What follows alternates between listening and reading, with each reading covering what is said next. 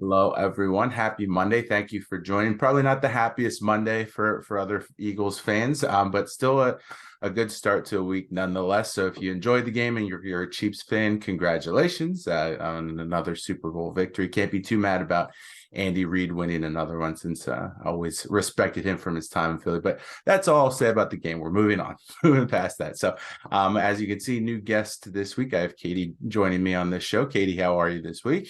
I'm great. How are you? I'm doing well. I'm doing well. Moving forward, moving on. So, the format of the show, if you've watched before, we always start by talking about what's going on for us this week, what's motivating us, what goals we're setting, wins from the week before. So, for me, the motivators this week, the first thing is Valentine's Day is tomorrow. My wife and I don't usually make a huge deal of it, especially now that we have our toddler running around. It's a little tougher to go to the nicer restaurants because she's not quite at that stage yet where she's like totally fine with sitting still in a restaurant for over like 45 minutes. So we usually at this point do the dining in takeout type of route. So looking forward to that at least. I don't know. I think it's her turn to pick this year. We always alternate in terms of who gets to choose where we're getting takeout from. And we try to get creative with the cards because that's like the extent of our gift giving on Valentine's Day is dinner for each other and then a card. So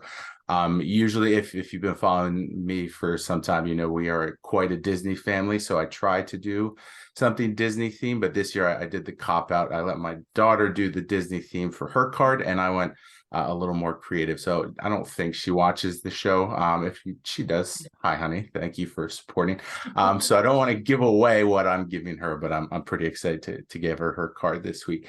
Coming up on the weekend, looking that far ahead into the week, this is actually like the last weekend for probably 2 months where we don't have like firm plans where we have to go somewhere, leave the house, leave the area. It's one of those low key type of situations. So I always do look forward to those. Our weekends do get packed. We try to keep them pretty active just so we're not always cramped up in the house with the toddler. But since the weather has been nicer lately, fingers crossed we can like go to the park or do something more low key here. So looking forward to that as well. And now that sports are kind of over, I mean, obviously I'll still tune into the Sixers, the Flyers from time to time. I don't watch as passionately at this time of year just because there's so many games and I don't want that to eat up like all of my time. So now that all of that is done, we get some time to dive back into like TV shows that we've been binging and never got back around to. We still have a new season of You. We have the new season of Dead to Me that we haven't started yet. So a lot of Netflix binging in the coming weeks, and I'm going to start that this week. So looking forward to that.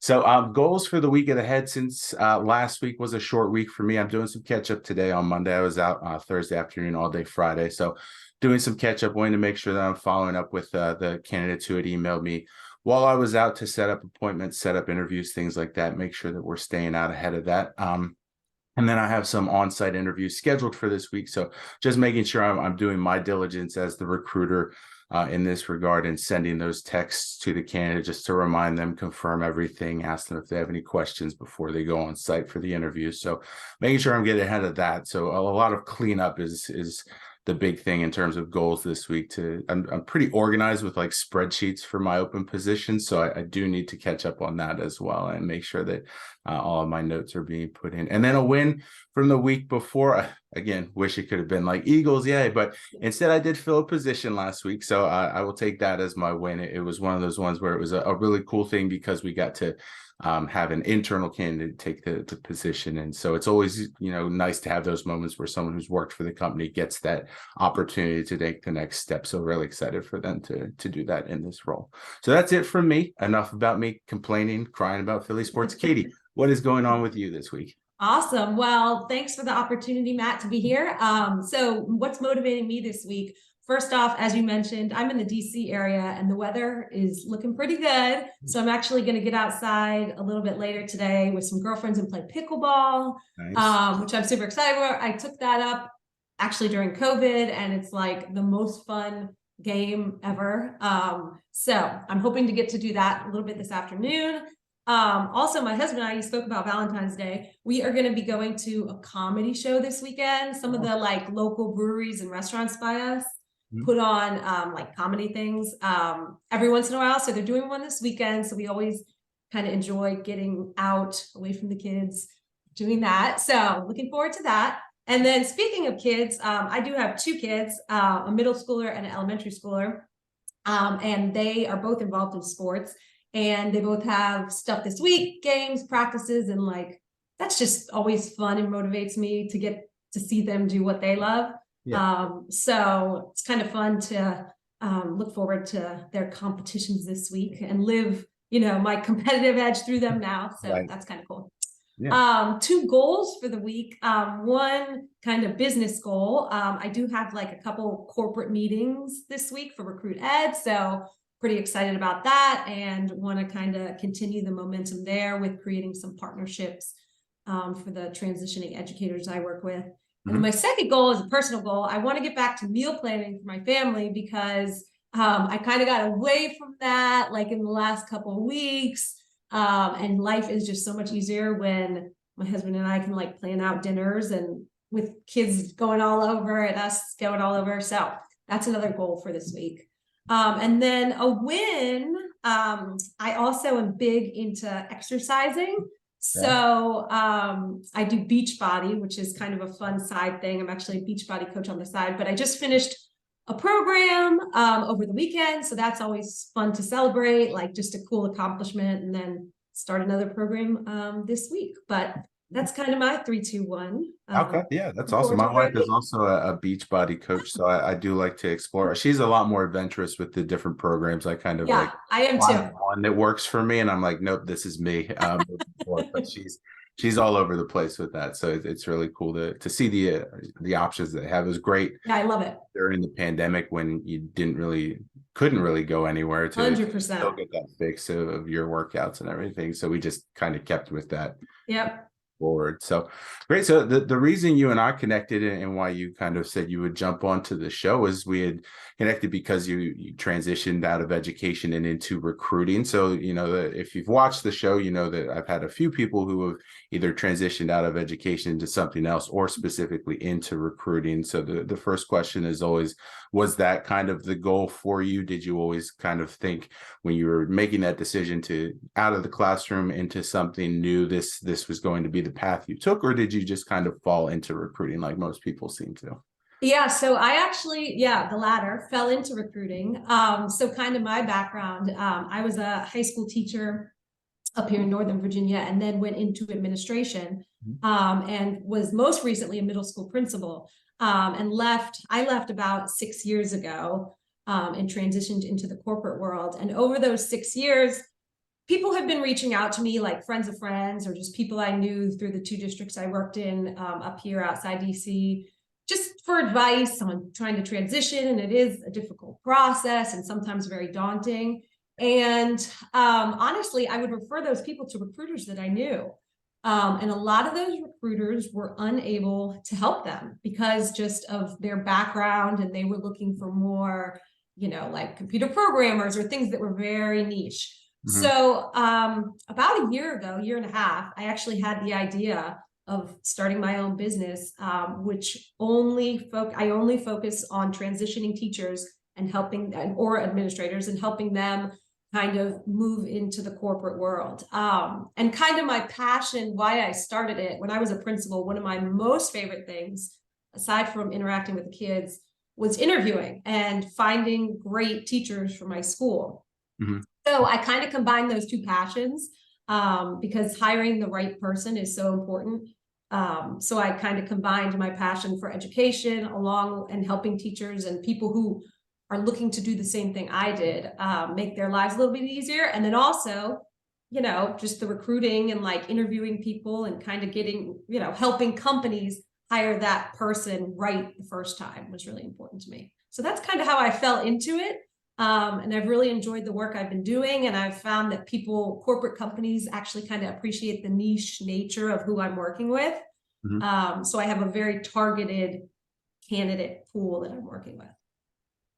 Now, since you're kind of focusing on the educators themselves and getting them into a new role, a lot of the teachers that reach out to me, the biggest and first question they have is, how do I make my resume stand out? How do I do this. And I'm not necessarily an expert when it comes to resumes. So I always just try to point them in the direction of the transferable skills and highlighting that. So for you, when you have those conversations with them, what are some of the transferable skills that you've seen now, not just into recruitment, but what you can take from your time in education and move that into the corporate world?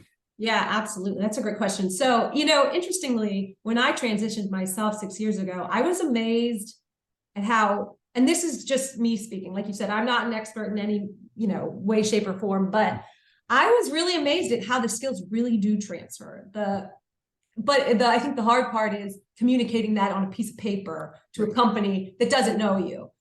Just seeing, you on paper. So I do think a lot of those collaboration skills, problem solving, the ability for educators to work in a very compact amount of time efficiently, I think is one of the number one skills that educators have.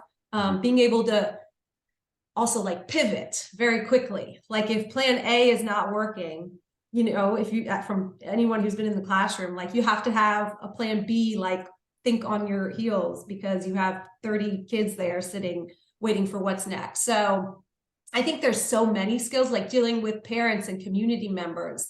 I know I ran like our social media channels for the school. So like even little things that you wouldn't even think of, putting out social media for a school is probably a pretty high pressure. I mean, in my opinion, probably more high pressure than a company because of the stakes involved. And like, you've got school board members and parents and kids, I mean, it's not, it's a different beast. So I think there are really a ton of transferable skills, but that collaboration, the ability to work in a concise amount of time is something that I know people are always amazed at how quickly but efficiently teachers work.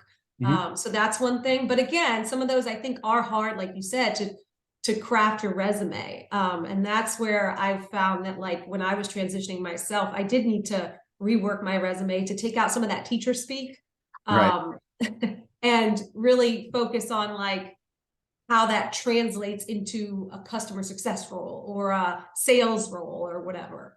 Yeah, definitely. Now, another thing that I'll try to focus on with people, and you might have a different opinion on this because I know it's kind of one of those things where you're either totally for it or totally against it, is the cover letter.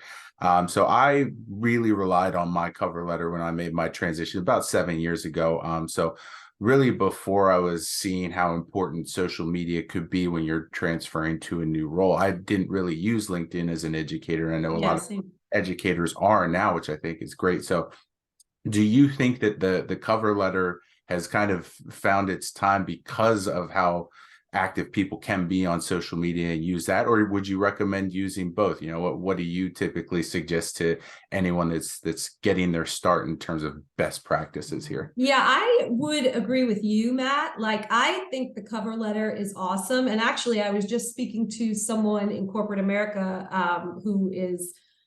she's not a hiring manager per se, but she oversees them. So she's more of a director role. But she said the cover letter is where you can really highlight for educators those transferable skills, because it's very hard on a resume. Like I said, like, it's very hard for your personality to really shine through. And so I think I actually just read a couple cover letters that I thought were so creative for educators that I'm working with.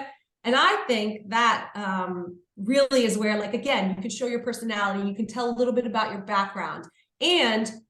But I do think it's important to be very mindful of how you come across. Like, you want to come across positive. You want to highlight your future and and you want to do your research. So another thing is always research the company you're tailoring your cover letter to. Like, align your thoughts with their mission. Like, find that, bridge and how you're going to bring something to that future potential employer. So I love the cover letter.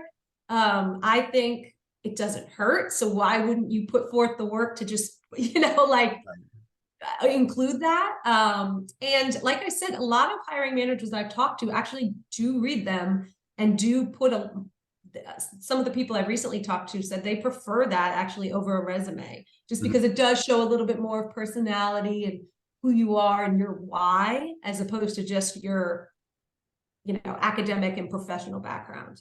Sure. And I know there's the templates and the boilerplate. And if you're just sending the dear sir, dear madam type of cover letter that you can clearly see was just kind of, I removed customer success manager and put in sales manager, and left everything else the same. It's not really going to do you much. But I've never heard of anyone having a negative reaction to a cover letter. It's always positive. So like you said, it's certainly not going to hurt your chances of getting that. Exactly. So you started the company, Recruit Ed, and your mission is focusing on the educator. So what can anyone that comes to you expect in terms of the services you're providing? What are some ways that you try to tailor what you do specifically to the educators and give them a rewarding transition experience here out of the classroom and into something new? And is it limited to a certain scope, or are you all encompassing in terms of where you try to get new teachers into a new position? Yeah, I appreciate you asking that. So first thing that was really important to me is that everything I provide to the educator is free.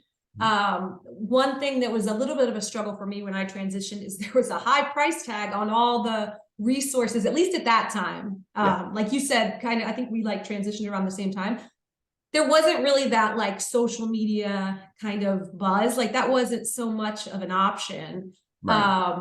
But so, I think that was just really important to me, being able to provide a resource that would help educators, but not force them into paying for it. Because let's be honest, my opinion is not the only one out there, and I'm not the only recruiter out there. So what makes me think, that, again, but that was just one non-negotiable for me, is always trying to provide free resources to the educator. So that's one thing. I do work with teachers and administrators and school personnel across the nation, which has been kind of cool.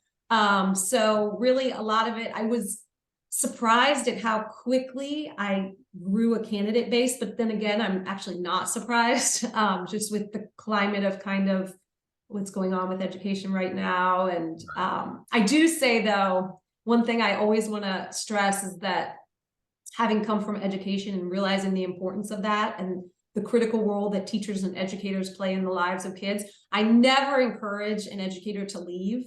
So my whole stance is that I don't want to encourage that. But if you find yourself in the position where you do want to explore something else, I don't want you to feel stuck, because I know I felt so stuck for 10 years. And I was successful. So I was like, oh, it'll get better. It'll get better. And it kind of just never did get better for me.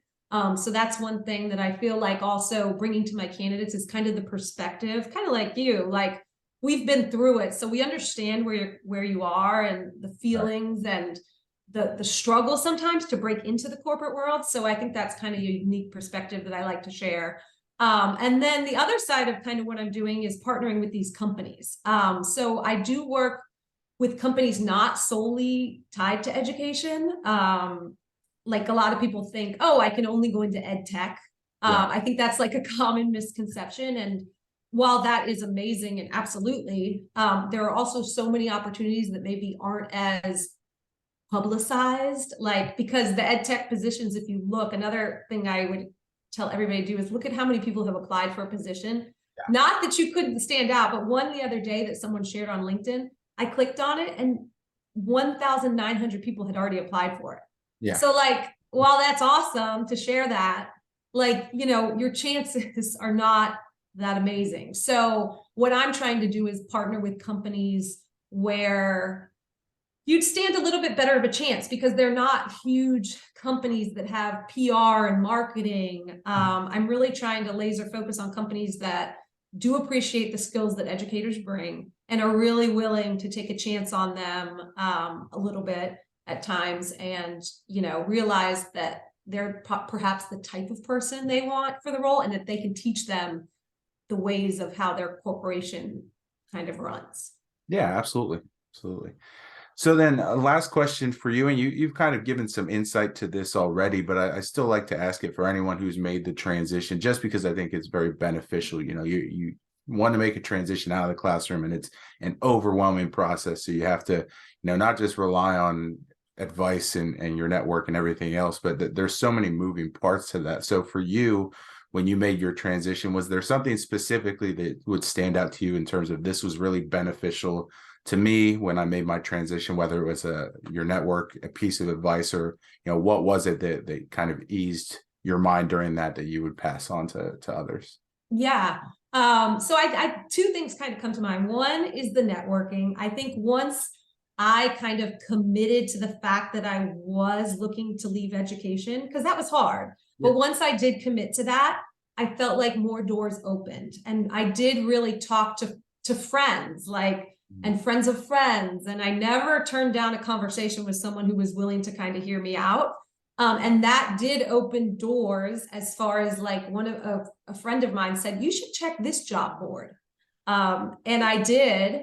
And that's where I ended up finding the first job that I transitioned out of education. So again, it might not be she didn't get me an interview, but she told me, hey, check this job board. And I did. And that's where I found the information. So I think just putting it kind of out into the universe, what you're trying to do, but in a professional way. You don't necessarily want to bash the career you're leaving, never burn a bridge, be very smart about it. But networking is number one. And number two, someone did give me a piece of advice. It actually might have been the same friend. And she said, just remember when you're transitioning into the corporate world, your first position doesn't necessarily have to be your forever position. And I think that was really important because as educators, we have that perspective that we stay in education for the long haul. That is your career. Right. And that's not necessarily the same in the corporate world. So asking when you perhaps get an interview, is there potential to grow or move laterally? Because when you're in the corporate world, there is more flexibility there. So that was one thing that just kind of opened my eyes a little bit to roles that maybe otherwise I wouldn't have considered, or companies I wouldn't have considered. So just keep your mind open that it doesn't have to be your forever position. One door can open another door or another role. So I think those two pieces of advice were just helpful personally for me. And stuff to remember as teachers are looking to perhaps do the same. Yeah, definitely. I think that's fantastic advice. A lot of people are so used to, this is my role. I'll get to the next pay scale, but that's kind of it. Unless you want to get into administration, which is again not for everyone who gets into education. So I think that's a great way to look at it. Oh, and another thing, last thing, is that salary is always negotiable. That was one thing that as an educator, you just said pay scale, and that made me think of it. Yep. The first job offer I got coming from a principal was literally half my salary. And they came up a good $30,000 from their initial offer. So I would have never, if I had known the starting salary, I probably would have never even interviewed for that job. But that's one thing in the corporate world. If they value what you're bringing, you do have more negotiation. Now, I'm not saying that's always, but just there are chances to move up. There's chances for bonuses, things that we don't know in education even exist. Right. So just to keep that in mind. Yeah, absolutely. So Katy, thank you so much for joining me on this, giving some insight. The company is Recruit Ed, so make sure you're following Katy, following her page and connecting with her. Thank you all for watching. Have a great week ahead, and we will talk to you next Monday.